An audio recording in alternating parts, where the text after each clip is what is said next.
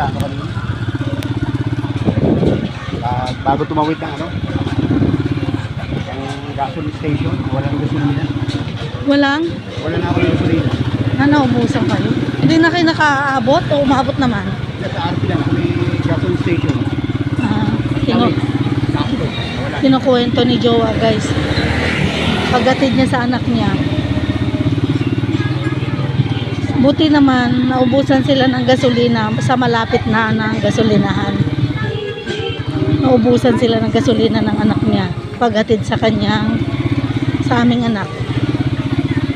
Buti na lang malapit na sila sa gasolinahan.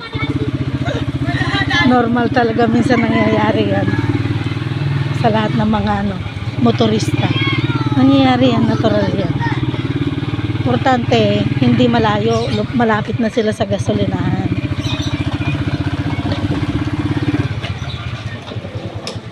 Gagala na naman kami guys. Mag-asawang gala.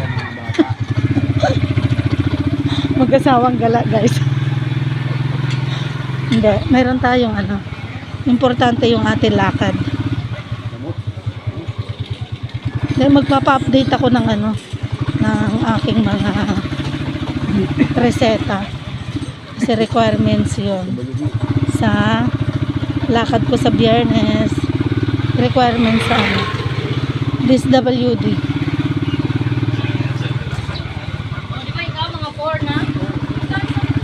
Para meron akong pambiling gamot.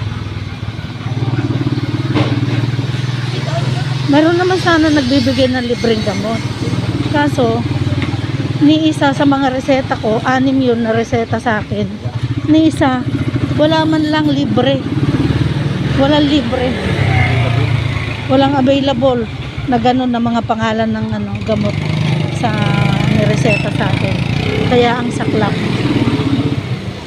Hindi ako covered ng hindi covered yung reseta ko sa libre. Kaya, ayan.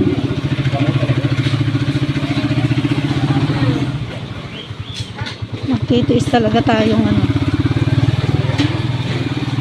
gumawa ng paraan.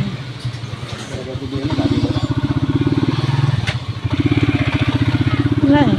Pili lang yung mga available na gamot sa center. Daming hugot si Jowa. Sige Jowa, salita ka. Ang init guys.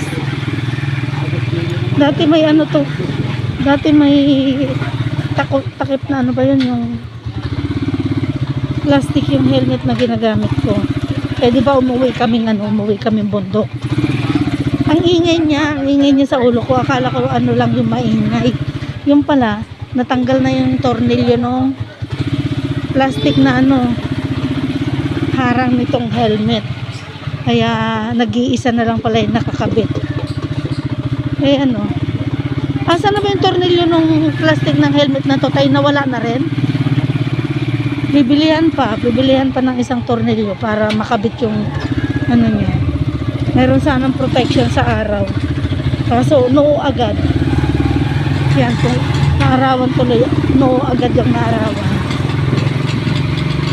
Bibilihan ko ng tornilyo yan para mailagay ulit.